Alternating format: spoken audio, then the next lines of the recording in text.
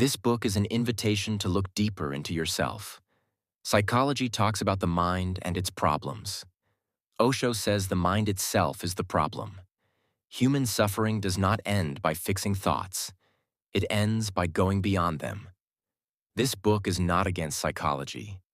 It simply shows its limits. Psychology can make you normal, but normal is not enough. A normal life can still be empty and restless. Osho invites you to a higher possibility. Chapter 1. Beyond the Mind. The mind is the most used tool of human life. From morning to night, the mind is working. It thinks, plans, remembers, compares, and judges. Because of this constant activity, people believe they are the mind. Osho says this is the first and biggest mistake. You use the mind, but you are not the mind. The mind is made from the past. Every thought comes from memory. Memory comes from experience, education, and society. So the mind is never fresh. It always looks at the present through the past. Because of this, it cannot see truth clearly. Psychology studies this mind. It tries to understand thoughts, emotions, and behavior. It tries to fix fear, anxiety, and sadness. This is helpful but limited. It works inside the same mind that creates problems. Osho says you cannot solve mind problems with the mind alone. The mind works through division. It divides good and bad, right and wrong, success and failure.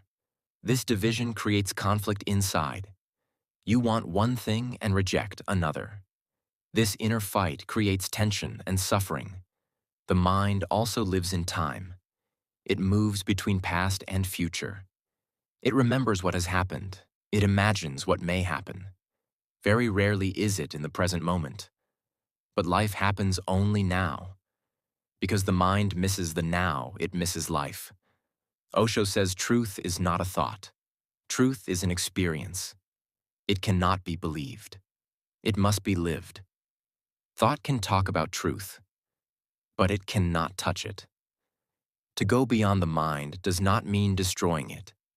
The mind is useful for daily life, for work, communication, and survival. But it should be a servant, not a master. When the mind becomes the master, you become a slave. Going beyond the mind means learning how to step back. It means watching thoughts instead of following them.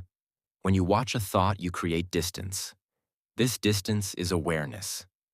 In this awareness, the mind slows down. At first, thoughts come like a crowd. One thought leads to another. It feels impossible to stop them. Osho says, do not try to stop. Stopping is also an effort of the mind.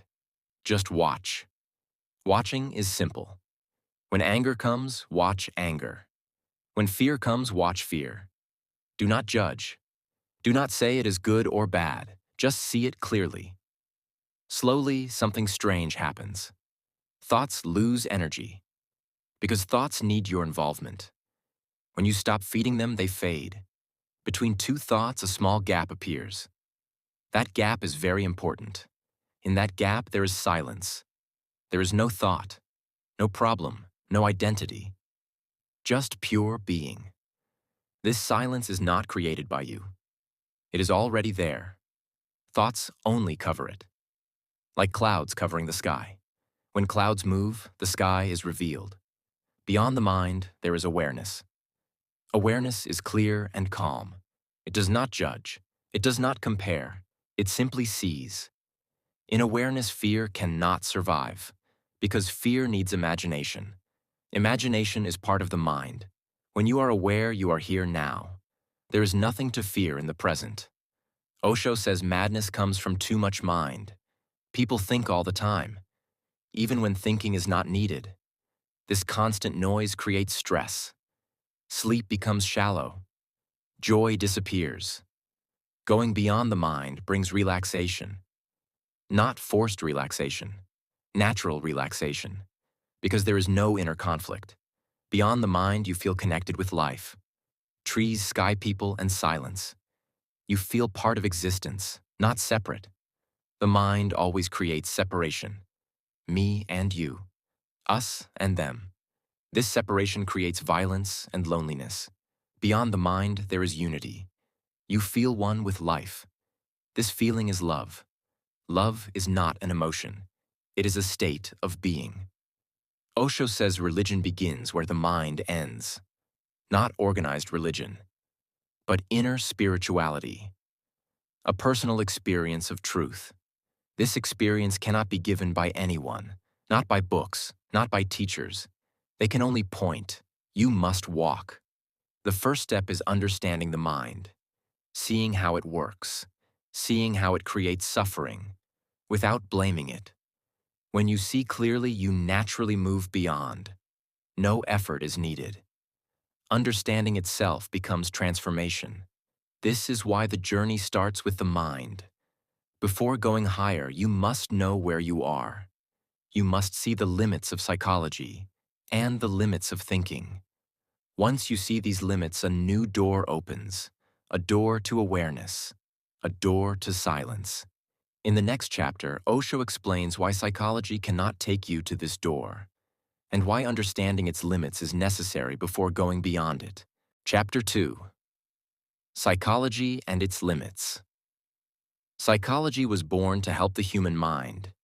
It studies behavior, thoughts, emotions, and patterns. It tries to understand why people suffer. It tries to reduce pain, anxiety, and fear. In this way, psychology has value. It helps people function better in society. But Osho says psychology stops halfway. It treats the surface but not the source. It makes people adjusted. But adjustment is not freedom. A person can be well-adjusted and still miserable. A person can be normal and still empty inside. Psychology aims at normality. Osho aims at awakening. Normality means fitting into society. But society itself is sick.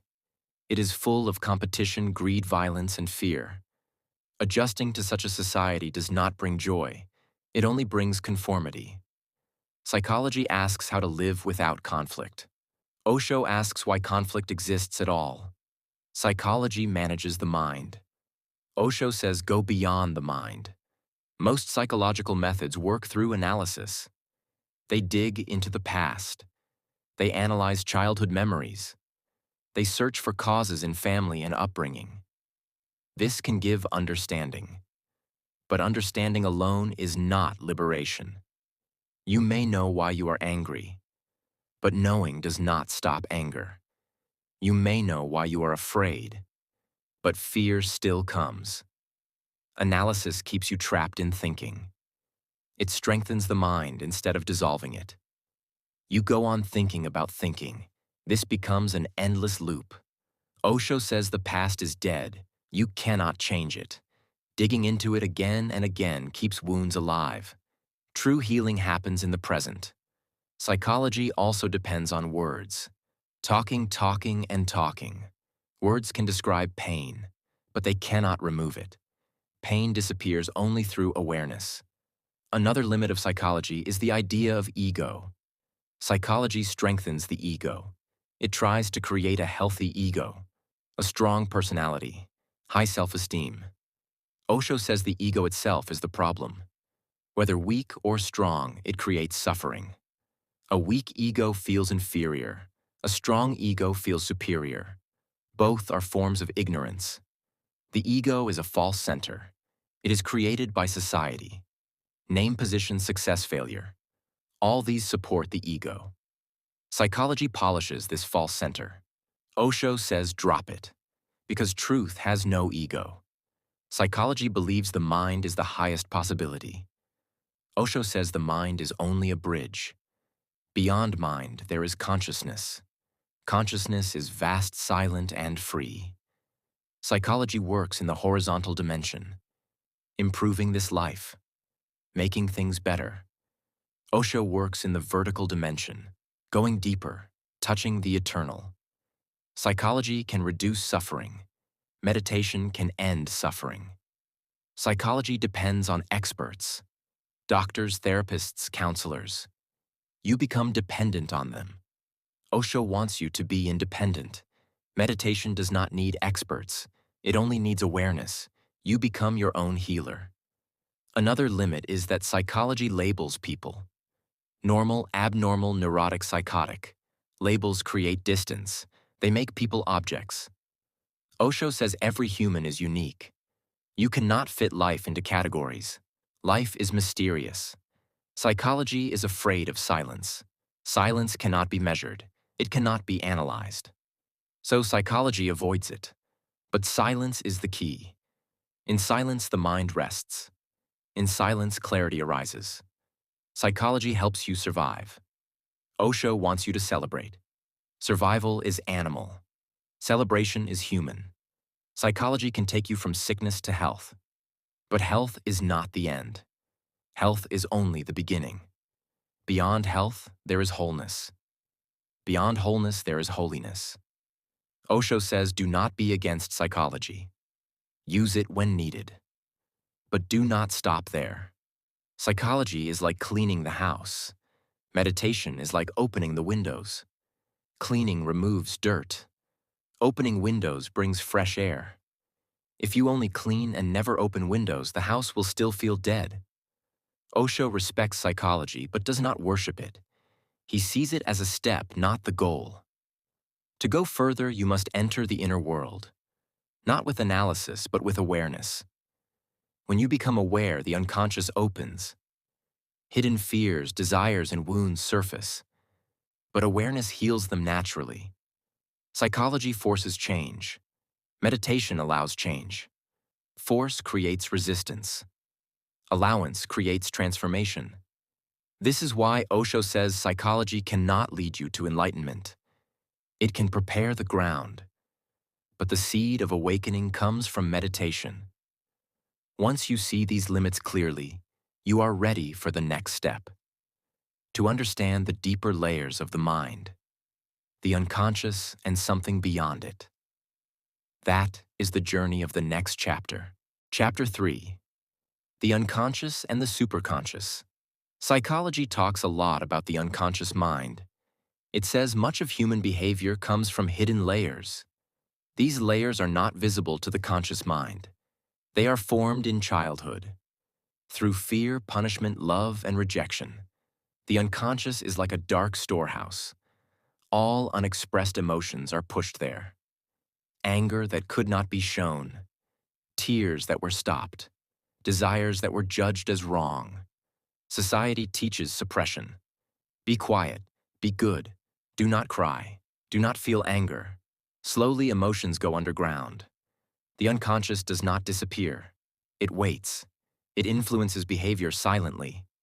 Sudden anger, strange fears, repeating patterns in relationships. Psychology tries to bring the unconscious to the surface through dreams, analysis, talking, and therapy. This helps to some extent. Light enters darkness. But Osho says psychology stops again. It knows only half of the inner world. Below consciousness, there is the unconscious. But above consciousness, there is something more. Osho calls it the superconscious. The unconscious is darkness. The conscious is a small flame. The superconscious is the sun. The unconscious is full of past. The superconscious is beyond past and future. It exists only in the present. The unconscious is chaos. The superconscious is order, not imposed order, but natural harmony. Psychology knows how to clean the basement. Osho knows how to open the sky. The unconscious is created by repression. The superconscious is revealed by awareness. You do not create the superconscious. It is already there. Just like the sky is already there. Clouds only hide it. Meditation removes clouds. When you become aware, your unconscious starts releasing. Old emotions come up. Fear, sadness, anger may appear. This is natural. Many people stop here. They think meditation is making them worse. Osho says this is cleansing. When dirt comes out, it looks messy. But it is a sign of healing. If you stay aware without judgment, the unconscious empties. Suppressed energy is released. When the unconscious is empty, something new happens. A silence descends. A clarity appears. This clarity is the superconscious. In the superconscious, there is no conflict. No inner voices fighting, no guilt, no fear. There is intelligence, but not thinking. Understanding without thoughts. Osho says this intelligence guides life naturally. You do not plan too much. You respond. You flow. In the unconscious, you react. In the superconscious, you respond. Reaction comes from past wounds. Response comes from present awareness. The unconscious is mechanical. The superconscious is alive. Religion talks about soul. Osho talks about superconsciousness. Different words, same experience.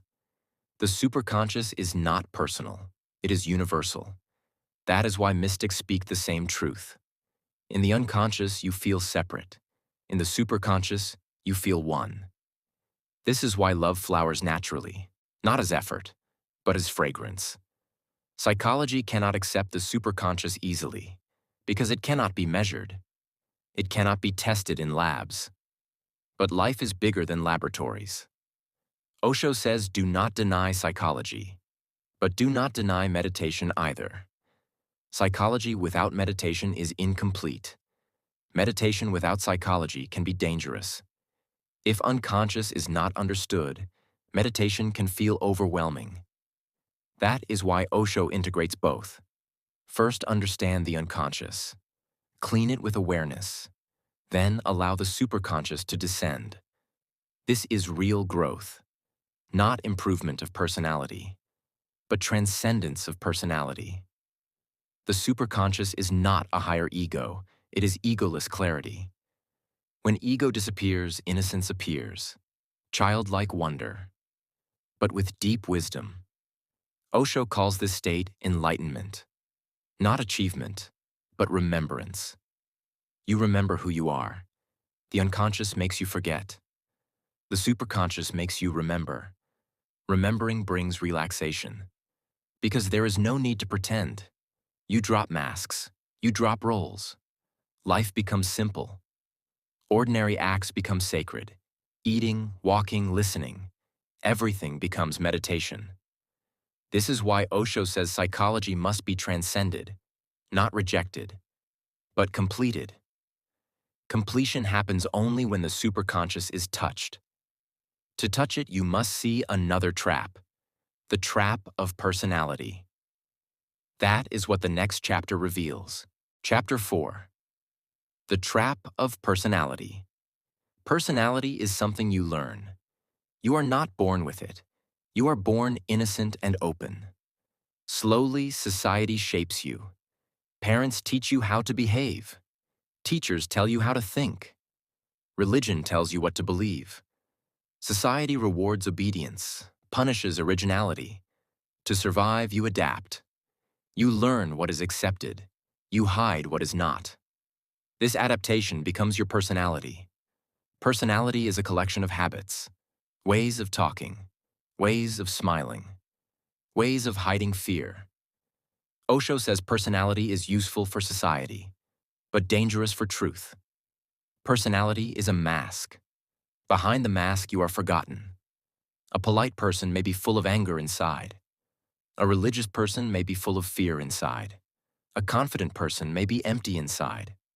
Personality focuses on appearance, not on reality. Psychology helps you build a better personality, more confidence, better communication, positive image. Osho says this is decoration. It does not touch the center. You can decorate a prison, but it remains a prison. Personality creates division inside. You act one way outside. You feel another way inside. This split creates tension. This tension creates suffering. The more polished the personality, the deeper the split. A child has no personality. That is why a child laughs easily, cries easily, lives fully. As personality grows, spontaneity dies. You start calculating. What will people think? How will I look? Will I be accepted? Life becomes performance. Osho says truth is not a performance. Truth is authenticity. Personality is borrowed. Authenticity is yours. Personality depends on others. Authenticity depends on awareness. The trap is subtle. You start believing the mask is you. Someone praises your personality, you feel happy. Someone criticizes it, you feel hurt. You are no longer free.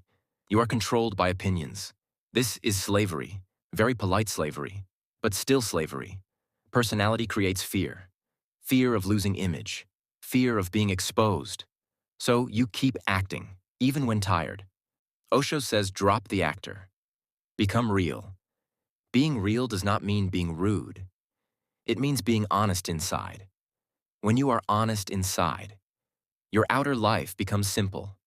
Personality wants approval. Individuality wants expression.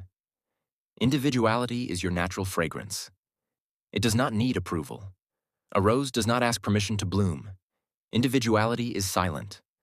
Personality is loud. Personality is ambition.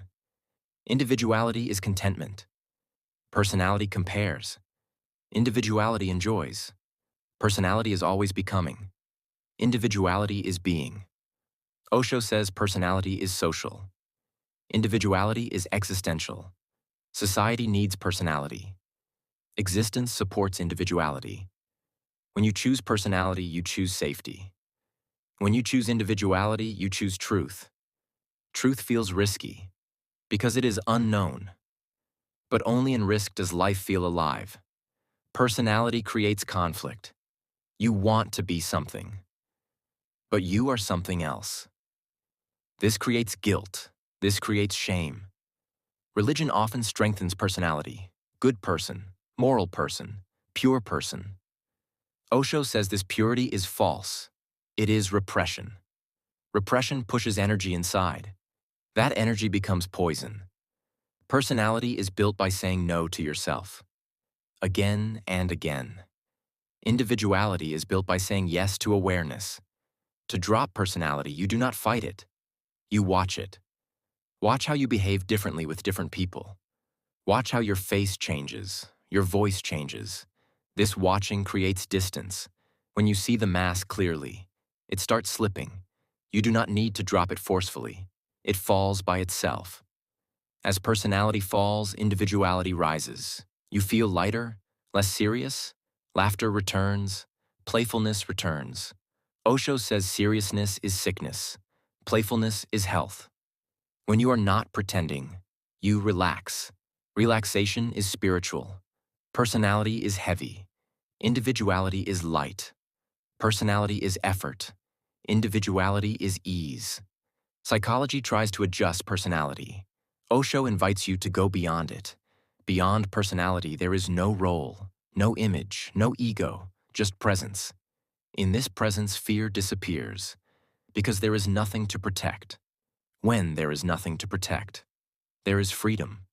This freedom is not rebellious. It is natural. A free person does not fight society. He simply does not belong to it inwardly. He uses society, but is not used by it. This is true intelligence. To go beyond personality, you must also go beyond conditioning. Conditioning is the root of personality. That is the journey of the next chapter. Chapter 5. Freedom from conditioning. Conditioning begins the moment you are born. You arrive as pure awareness, without beliefs, without ideas, without identity. Very soon, voices surround you. Parents, teachers, religious leaders, society. They tell you who you are, what is right, what is wrong, what is acceptable, what is forbidden. This is called conditioning. Conditioning is not evil. It is unconscious. Parents condition children the way they were conditioned. Society repeats itself, but unconscious repetition creates chains. A conditioned mind does not see clearly. It sees through borrowed ideas. You think you are choosing, but most of your choices are already decided. By culture, by religion, by fear of punishment, by desire for reward. Conditioning creates obedience, not intelligence. An obedient person looks peaceful, but inside there is suppression. You are told to control anger, so you smile while boiling inside. You are told desire is wrong, So desire hides and becomes perversion. You are told to be strong, so tears become shameful. All this goes into the unconscious and controls you from there. Conditioning creates a false conscience. You feel guilty not because something is wrong, but because it goes against conditioning. A child feels guilty for natural curiosity, for natural playfulness, for natural sexuality. This guilt becomes a wound. Osho says morality imposed from outside is violence. Real morality grows from awareness. Conditioning teaches rules. Awareness teaches understanding. Rules make you blind followers. Understanding makes you free. A conditioned mind lives in fear. Fear of hell. Fear of society. Fear of rejection. Fear is the foundation of conditioning. Freedom is impossible with fear. Osho says freedom does not mean doing whatever you want. That is another kind of slavery. Slavery to desire. Freedom means acting out of awareness. An aware person does not need rules. He sees clearly. Seeing becomes action. Conditioning divides life, sacred and profane, good and bad, body and soul. This division creates confusion. Life is one. Existence is one. Conditioning creates conflict inside. One part wants something. Another part says it is wrong. This inner war drains energy. Most people are tired not because they work too much, but because they fight themselves. Freedom begins when you see conditioning, not intellectually, but directly. Watch your reactions. Why does anger arise? Why does fear arise? Why does guilt arise? Do not justify.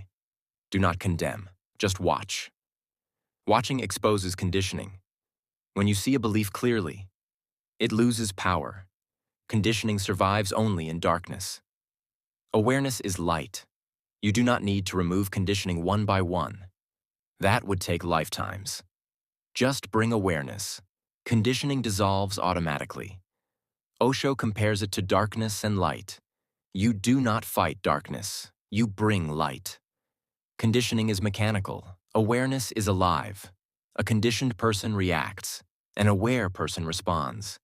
Reaction is immediate and blind. Response is slow and intelligent. Conditioning creates crowd psychology. People think alike, fear alike, hate alike. Awareness creates individuality. An aware person stands alone, but is not lonely. Conditioning gives comfort. Awareness gives truth. Comfort is warm but dead. Truth is risky but alive.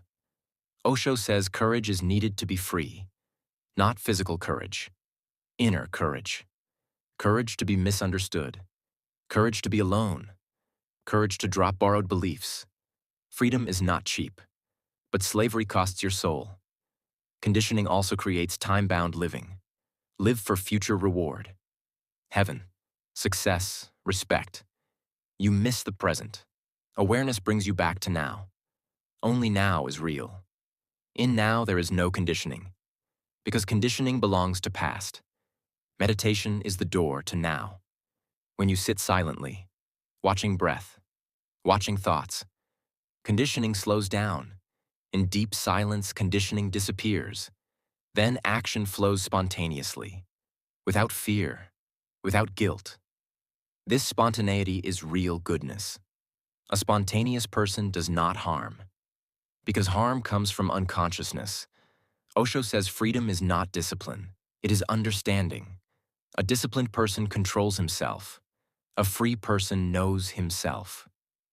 Knowing is higher than control. Conditioning makes you serious. Awareness makes you playful. A playful person is innocent. Innocence is the highest intelligence. When conditioning drops, you feel light, fresh, alive. Life becomes a dance. But to remain free, you must stay aware. Conditioning tries to return. Society is strong. Habits are deep. Awareness must be continuous. This continuous awareness becomes witnessing. Witnessing is the bridge between conditioning and freedom. To learn witnessing the mind is essential. That is the journey of the next chapter. Chapter 6. Awareness is the key. Osho says awareness is the master key. With awareness, everything opens. Without awareness, nothing really changes. People try to change habits. Anger, fear, jealousy, sadness. They struggle and fail again and again because they try to change without awareness. Change without awareness is violence. It creates repression. Awareness is gentle. It does not force.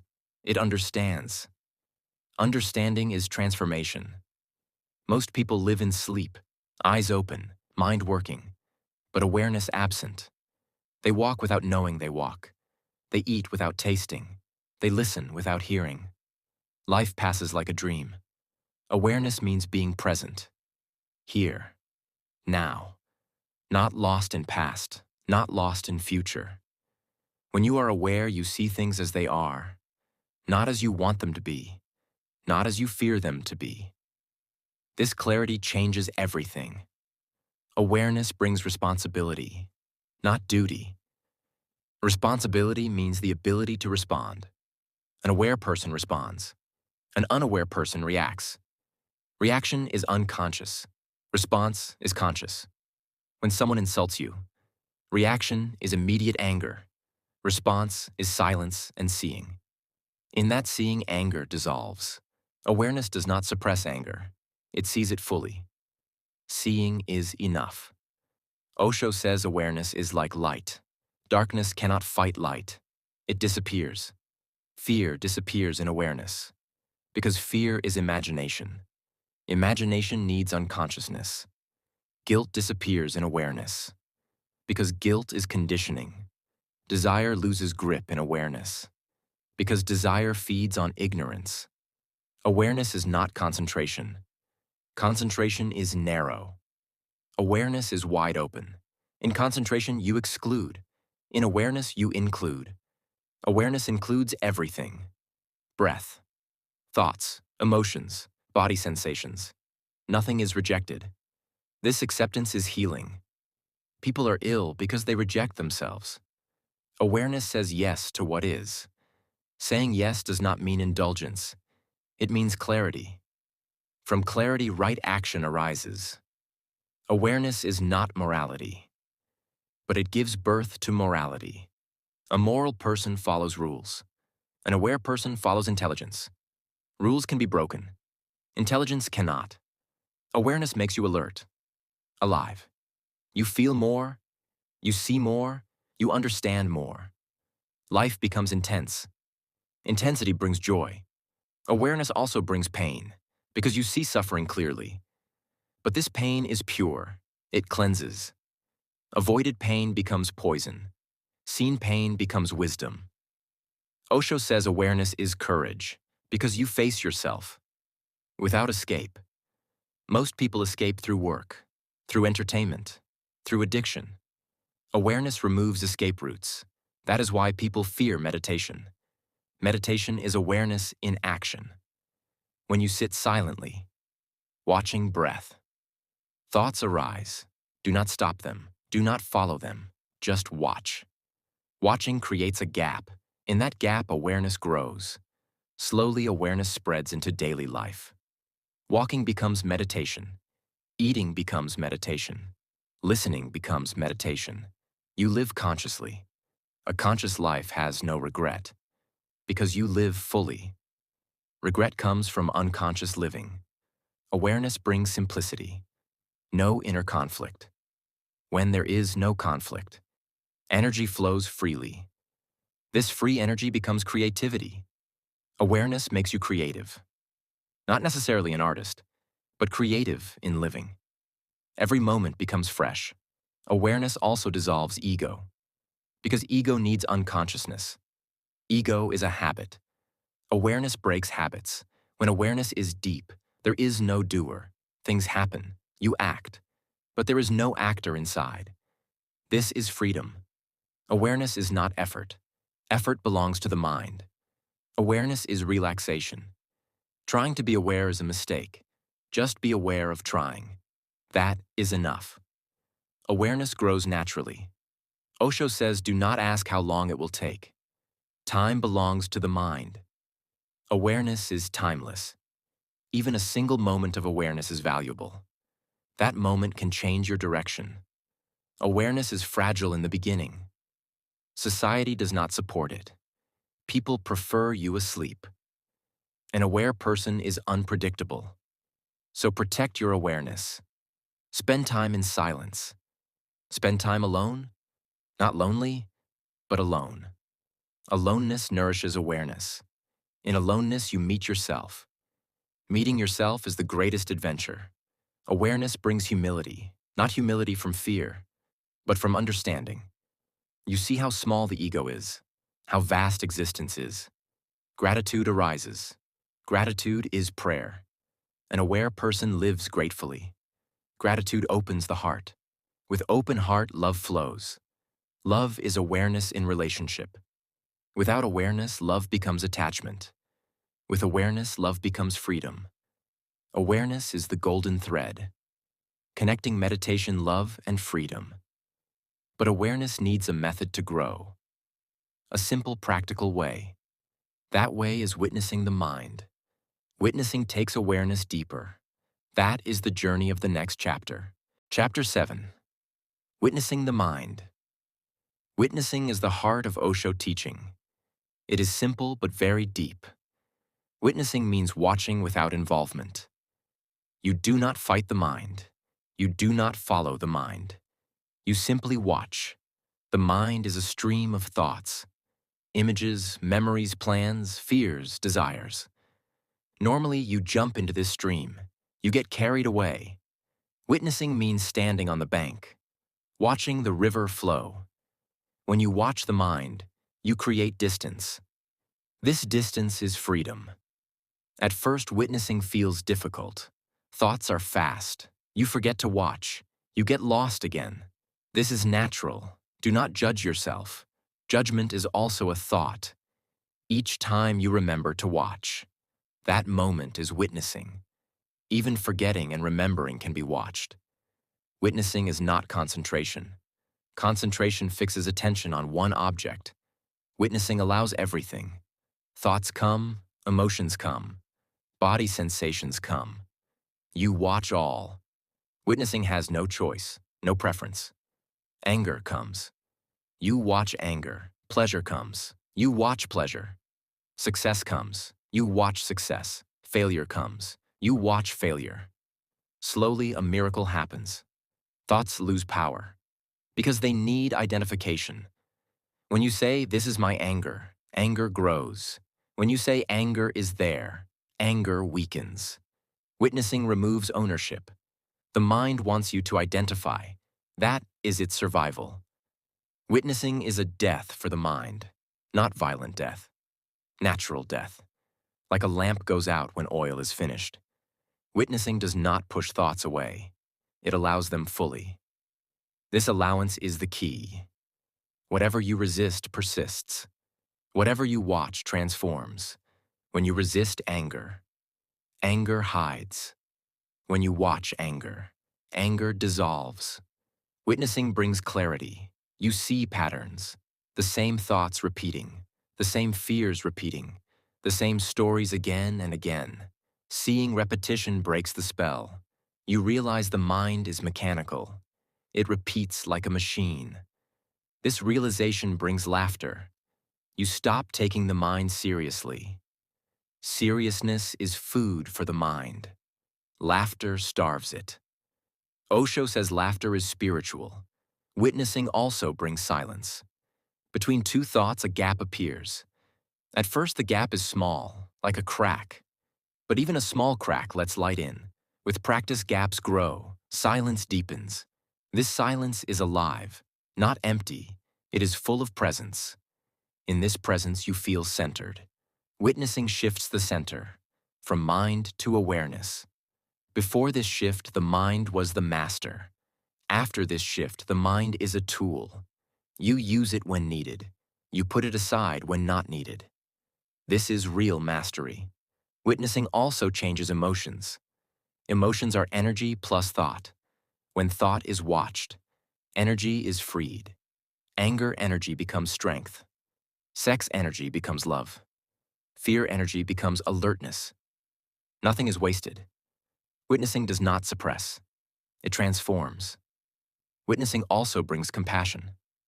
When you see your own mind, you understand others. You see everyone is driven by thoughts, by conditioning. This understanding brings forgiveness, not forced forgiveness, natural forgiveness. Witnessing also reveals the ego. Ego is just a thought, a repeated thought. I am this. I am that. When you watch these thoughts, they lose grip. The ego weakens. When ego weakens, love flows. Witnessing is not cold. It is warm clarity. People think witnessing makes you detached, but real witnessing makes you deeply connected. You are present, not lost. You listen fully. You see fully. Life becomes intimate. Witnessing can be practiced anywhere. While walking, while eating, while talking. You watch the body move. You watch words come out. You become a witness of your own life. This brings great joy, because you are no longer trapped. Witnessing also reveals something deeper. Who is the witness? At first you feel I am watching. Later even this I disappears. There is only watching. No watcher. No watched. Just awareness. This is a very subtle point. Do not think about it. Experience it. When witnessing becomes total, the mind stops completely. This is meditation. Not doing anything. Just being. Osho says this is the door to insight. When the mind stops, truth reveals itself. Not as thought, but as knowing. This knowing is immediate. No reasoning, no logic. This is insight. Insight is seeing the whole at once. To understand insight deeply, you must go beyond analysis. That is the journey of the next chapter. Chapter 8. From analysis to insight. Most of human life is spent in analysis. Thinking, comparing, judging, planning, evaluating. Analysis is useful in daily life. You need it to solve practical problems, to earn money, to travel safely, to manage relationships. But analysis cannot reveal truth. Analysis works in the mind. Truth exists beyond the mind. Analysis breaks life into pieces, good and bad, right and wrong, success and failure. Truth is whole, undivided, cannot be split. Analysis is slow. Insight is immediate. Analysis looks at the past. Insight sees the present. Analysis depends on thought. Insight comes from awareness. When you analyze anger, you ask why, what caused it, when it started, what triggered it. This keeps you in the mind. Insight simply sees anger, fully, clearly, without interference. Seeing transforms. Analysis creates understanding. Insight creates knowing. Understanding can be intellectual. Knowing is experiential. Intellectual understanding still separates. Knowing unites. Analysis is effortful. Insight is effortless. Osho says analysis keeps you in division. Insight dissolves division. The mind loves analysis because it is its own language. The mind cannot understand insight. That is why insight feels mysterious. Analysis creates words. Insight creates silence. Analysis gives explanations. Insight gives freedom. When you analyze sadness, you may find its causes, but sadness continues. When you see sadness with awareness, it transforms. You may cry, you may laugh, but energy moves naturally. Analysis often delays healing. By thinking and overthinking, insight heals instantly. The mind cannot do insight. The heart and awareness can. Analysis is horizontal. Insight is vertical. Horizontal means across the same level. Vertical means deeper. Analysis examines symptoms. Insight touches the root. Analysis asks how and why. Insight asks only who am I? Who is thinking? Who is afraid? Who is angry? This question leads beyond the mind. Analysis depends on comparison. Better or worse, right or wrong. Insight sees just what is. No comparison, no judgment. Analysis divides life into parts. Insight sees life as whole. Insight brings simplicity. Analysis brings complexity. Analysis creates knowledge. Insight creates wisdom. Knowledge is useful. Wisdom liberates. Analysis is external. Insight is internal. Analysis is limited to logic. Insight is limitless. Analysis can prepare the mind. Insight can transform the being. Psychology relies on analysis. Osho relies on insight. To reach insight, you must practice awareness. Witnessing is the bridge. Witnessing opens the space.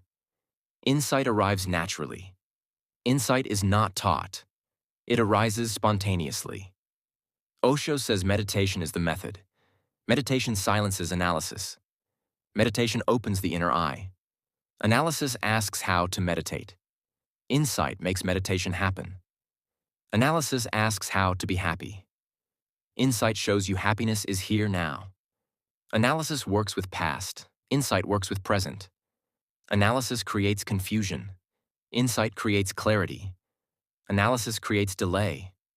Insight gives immediacy. The mind loves to analyze. It feels important. It feels powerful. Insight makes the mind humble. When insight comes, you realize you do not create life. Life flows through you. The ego resists insight. Because ego wants control. Insight dissolves ego. Not violently, gently. Like a morning mist. When ego dissolves, love flows, freedom flows. Insight is simple, but the mind cannot believe it. It says it is impossible. It says you must work hard. It says you must understand. Osho laughs at this. Understanding is effort. Insight is surrender. Effort belongs to the mind. Surrender belongs to awareness. Analysis can make you a scholar. Insight can make you free. Analysis can make life organized. Insight can make life alive. Analysis asks questions outside. Insight asks questions inside. Analysis builds temples. Insight becomes temple. Analysis decorates. Insight shines. Analysis is horizontal. Insight is vertical. The vertical is always higher. To reach insight, you must allow life to be. Not interfere, not judge. Witnessing is the key. Watching mind allows insight to emerge. Insight cannot be forced. It comes when mind stops. Mind stops only in awareness. When insight arises, you feel no effort. No struggle, no tension. Only clarity, only joy, only presence. Insight is the doorway to meditation beyond psychology. That is the journey of the next chapter. Chapter 9. Meditation beyond psychology. Meditation is the art of going beyond the mind. Psychology studies the mind. It talks about behavior, thoughts, and emotions. It tries to understand them, manage them, and sometimes correct them. But meditation is different. Meditation does not try to correct or analyze. It simply takes you beyond the mind altogether.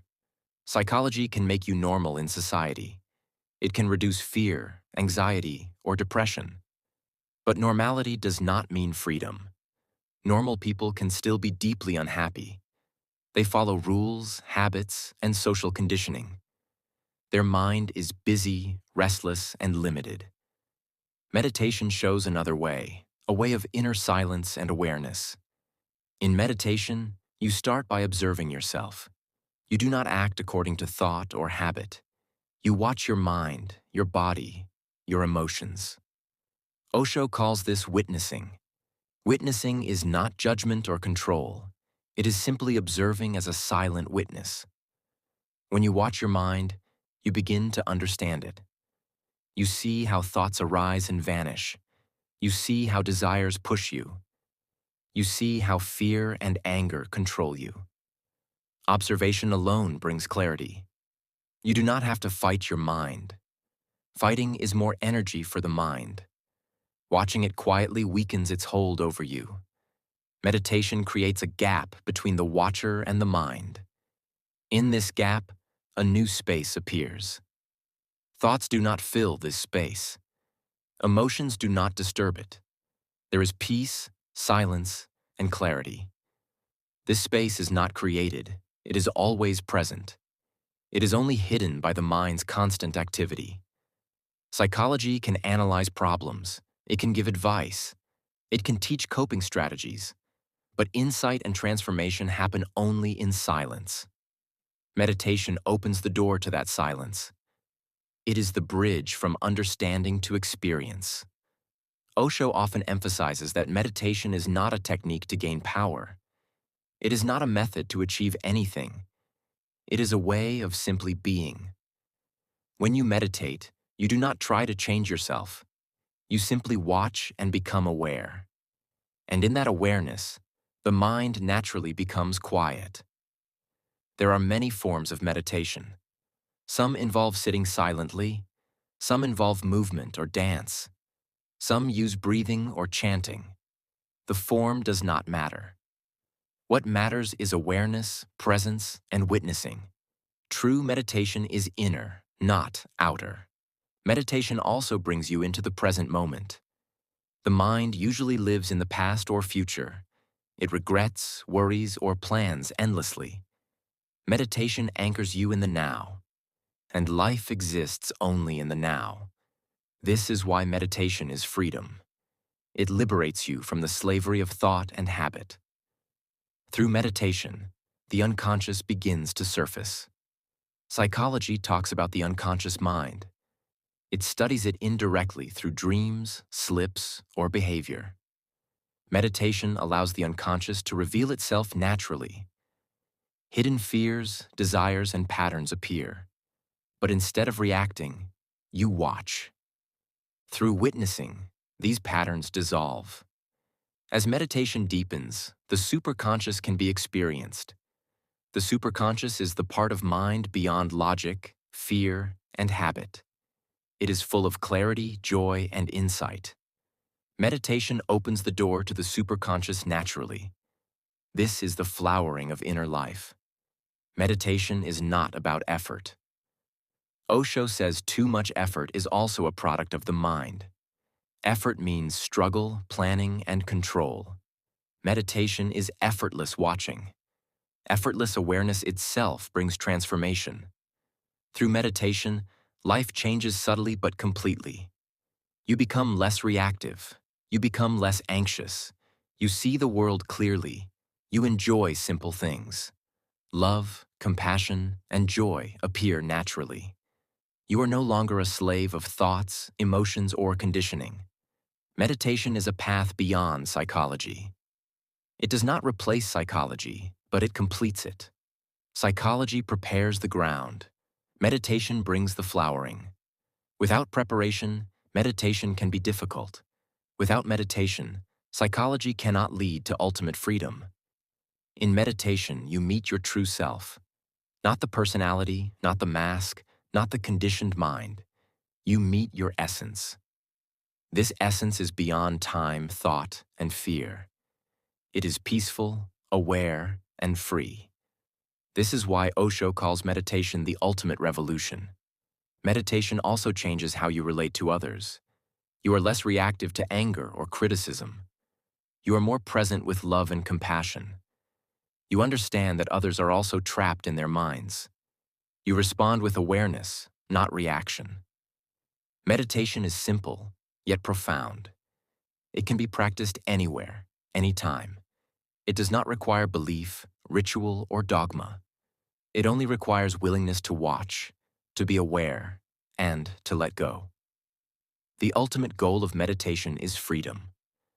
Freedom from the mind, from conditioning, from fear, and from false identity. It is not just inner peace. It is the experience of life as it is, pure, effortless, and whole. Osho emphasizes that meditation is the bridge from ordinary existence to higher consciousness. It is the path that takes you beyond psychology into true awareness. Through meditation, you discover that life itself is meditation. Every moment, every breath, every action can be meditative when awareness is present. This is why meditation is beyond psychology. Psychology can explain and heal the mind. Meditation transforms and liberates the whole being. It is the key to awakening, joy, and ultimate freedom. In the next chapter, Osho describes how meditation gives birth to a new kind of human being, a person who lives in awareness, free from fear, ego, and conditioning. This is the birth of the new man. Chapter 10. The birth of the new man. Osho speaks of a new kind of human being. This human is different from the one conditioned by society, culture, and habit. The old man lives according to rules, traditions, and fear. He is driven by desire, ambition, and competition. He is a product of conditioning and personality. The new man is born when awareness rises above these influences. The birth of the new man is not physical. It is a flowering of consciousness. It is a transformation of being. It begins when you start witnessing your thoughts, emotions, and actions. When you observe without judgment, a gap of silence appears. In this silence, the new man is born. The new man is free from fear. Fear is a product of mind and past experience. The old man reacts to fear, avoids situations, and tries to control life. The new man sees that fear is an illusion of the mind. He lives courageously, not recklessly, but without inner prison. The new man is free from ego.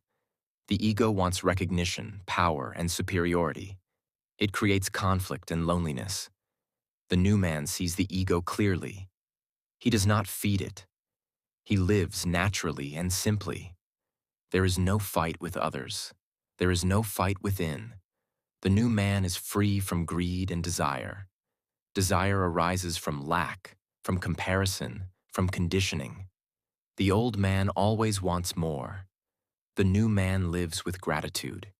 He enjoys the present. He does not need to possess or control. The new man is spontaneous. Actions flow naturally without calculation. He is not bound by habit or routine. He is playful, creative, and alive. Every moment becomes fresh and new. Love and compassion come naturally to the new man, not as an effort, not as a duty. They arise from awareness. When the self is free, love is effortless. Compassion is a natural response to the suffering of others. The new man is deeply rooted in the present. The old man lives in past regrets and future worries. The new man experiences life as it is. He is fully present in each action, each relationship, and each moment. Meditation is the key to this transformation. Through meditation, the old man dissolves. Thoughts, fears, and conditioning lose power. Awareness grows. Silence becomes your natural state. Society may find the new man strange. He does not conform to norms blindly. He questions tradition, authority, and social rules. He is not rebellious for the sake of ego. He is simply free from false conditioning. The new man is a bridge between the ordinary and the extraordinary. He lives in the world but is not enslaved by it. He acts, works, loves, and communicates naturally. But he is rooted in inner awareness, not outer success. The birth of the new man is not sudden. It is a gradual flowering. It begins with small awareness in daily life. A simple observation of thoughts, a moment of meditation, a choice to act consciously. Step by step, the old patterns dissolve. The new man becomes stronger, freer, and more alive. The new man is beyond judgment. He sees life clearly without labeling people or events as good or bad. He responds rather than reacts. He understands that others are also trapped in their minds. He does not impose his views but acts from clarity. Osho emphasizes that the new man is not a goal or achievement. He is a state of being. He arises naturally when the mind is understood, witnessed, and transcended. He is not better or worse than others. He simply lives truthfully and freely. The new man is joyful, not forced happiness or artificial smiles. Joy arises spontaneously from awareness. It is deep, unshakable, and independent of circumstances. In relationships, the new man is free yet connected. He loves without attachment. He helps without expectation. He communicates without fear. He is intimate without losing individuality. The birth of the new man is the first step toward a new humanity. Osho believes that when individuals awaken, society changes. A few awakened beings can influence many. The world becomes less violent, less greedy, and more compassionate. The old man clings to survival, status, and conformity. The new man clings to nothing but lives fully. He is not escaping life, but embracing it entirely. Every action, every breath, every thought becomes conscious. In the next chapter, Osho explores the delicate balance between madness and sanity. Chapter 11. Going Beyond Madness and Sanity. Osho begins this chapter by questioning the very meaning of madness and sanity. Society defines sanity as following rules, obeying laws, and living according to accepted norms. Madness is defined as breaking rules, thinking differently, or behaving unusually. But these definitions are limited and often misleading. Many so-called sane people are deeply unhappy, fearful, or violent. Many so-called mad people are closer to truth, creativity, or awareness. The old man lives between these two labels. He tries to be sane according to society's standards. He suppresses emotions, desires, and thoughts that are considered inappropriate. He fears judgment, punishment, or rejection. This fear creates inner conflict, tension, and unhappiness. Osho says that true freedom requires going beyond both madness and sanity. Freedom is not rebellion for ego or defiance of rules. It is freedom from the mind's limitations, from conditioning, and from fear.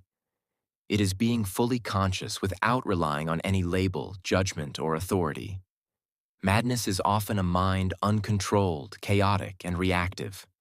Sanity is often a mind overly controlled, disciplined, and conforming. Both are rooted in the mind, and both are limited. Osho suggests a third path, a mind that is alert, aware, and free, yet not chaotic. This is the mind of the awakened human. To go beyond madness and sanity, one must cultivate awareness. Awareness is the witness that observes thoughts, emotions, and actions without judgment. When you witness fear, anger, and desire lose their power, you do not react impulsively. You do not suppress. You simply see. Osho emphasizes that society fears this kind of freedom. A person fully aware and free is unpredictable. He cannot be controlled. He cannot be easily judged as normal or abnormal. Such a person lives according to truth, not tradition. The new man experiences life differently. He does not cling to safety, security, or approval. He does not fear the past or the future.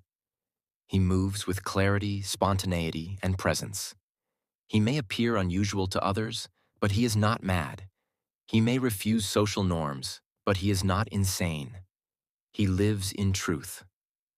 Osho explains that labels like sanity and madness are social constructs. They reflect the collective fear of the unknown. Society wants predictability, obedience, and conformity. Those who deviate are labeled as mad. But true freedom cannot follow rules blindly. It must arise from inner awareness. Going beyond sanity and madness is not easy. It requires courage to look inside. It requires honesty to confront your conditioning and fears. It requires patience to observe the mind without interference. Most people avoid this because it challenges the ego and security. Osho points out that the unconscious mind plays a major role. Unconscious fears and desires drive most human behavior. Psychology can help uncover some of this, but only awareness and meditation can transcend it. When the unconscious is revealed and witnessed, a person moves beyond reactive patterns. Then madness and sanity lose their meaning. The awakened human lives in a state of balance. He is neither chaotic nor rigid. He acts naturally and spontaneously. His actions are appropriate to the moment, not dictated by fear, desire, or habit. This is real sanity. Osho also highlights creativity as a sign of going beyond. Madness is often linked to creative chaos. Sanity is linked to disciplined repetition. The new man combines both. He is creative yet aware. He is free yet responsible. His life flows naturally without conflict or suppression. Love in this state is pure. It is not attachment, dependence, or need. It is deep understanding, compassion, and connection. The person beyond madness and sanity loves without fear and without expectation. Osho stresses that society cannot fully accept this freedom. Rules, traditions, and norms will always try to label and constrain. The awakened human accepts this tension. He does not resist unnecessarily. He simply lives in awareness, unaffected by labels. The journey beyond madness and sanity requires practice. It requires meditation, witnessing, and self-observation. It requires dropping the ego and seeing life without attachment. Gradually, fear disappears. Thoughts no longer control behavior. Life becomes fluid, spontaneous, and joyful. Osho warns that this path is not about becoming a hero or extraordinary. It is about returning to your natural state, a state where life flows without inner conflict, where joy, love, and awareness arise spontaneously, where the mind serves you instead of controlling you. The old man clings to security, society's approval, and past habits. The new man goes beyond these illusions. He's neither mad nor strictly sane. He is simply awake, aware, and free. This chapter prepares the ground for the final step, ultimate freedom. Once you move beyond the duality of madness and sanity, there is no longer fear, attachment, or limitation. The next chapter explains this ultimate freedom, the state of liberation beyond mind, ego, and all conditioning. Chapter 12. The Ultimate Freedom. Osho begins by explaining that ultimate freedom is not an idea or a goal. It is a state of being that arises naturally when the mind, ego, and conditioning are understood and transcended. Most people think freedom is doing what they want, buying things, traveling, making choices according to desire. But this is outer freedom. It does not touch the root of inner slavery. Inner slavery is the mind's constant activity. It is fear, desire, greed, anger, guilt, and attachment. It is living according to society, conditioning, and the past. Even people with wealth and comfort are not free inside. They are prisoners of thought, habit, and expectation. Ultimate freedom is freedom from the ego. The ego is the I that wants, fears, and controls. The ego separates you from life, others, and existence. It creates conflict, loneliness, and suffering. When the ego disappears, the sense of separation vanishes. You feel connected with existence. You feel at one with life itself. This freedom is beyond the mind. The mind is always divided. It compares, judges, and analyzes. Ultimate freedom is not analysis. It is direct experience. It is pure awareness without thought, fear, or desire. Meditation is the key to this freedom. Through meditation, the unconscious is revealed and cleansed. Patterns, fears, and desires surface, are witnessed, and dissolve. The mind becomes quiet, transparent, and light. In this silence, freedom arises naturally. Freedom is not a state of doing. It is a state of being. It is not about controlling life or forcing happiness. It is about dropping all resistance and seeing life as it is. Resistance arises from fear, ego, and attachment. When resistance disappears, freedom is effortless. Osho emphasizes that ultimate freedom is not separate from life. It is not escaping from reality. It is living reality fully without interference. Every breath, every action, every relationship becomes part of freedom. You live naturally, spontaneously, and joyfully. The new man, born through awareness and meditation, experiences this freedom. He is not bound by societal definitions of right or wrong. He does not react to criticism, judgment, or rejection.